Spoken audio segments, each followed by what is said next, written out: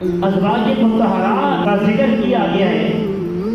تو اس سے ایک نقطہ تو یہ ملتا ہے کہ اہل بیت اطاعت میں ازواج مطہرات بھی شامل ہیں۔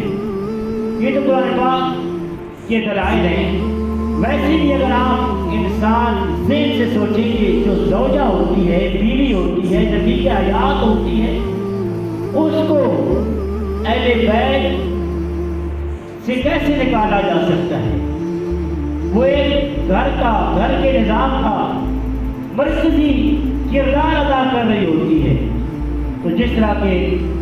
کئی لوگوں کا یہ موقف ہے کہ وہ ازواج مطہرات کی شان میں گستاخی بھی کرتی ہیں اور اہل بیت اطاعت کے اندر ازواج مطہرات کو شامل نہیں کرتے، تو حالانکہ یہ قرآن کریم کا سیاق و سباق سورہ الاحزاب کے اندر یہ بتا رہا ہے کہ یہ آیت ازواج مطہرات کے بارے میں نازل ہوئی اور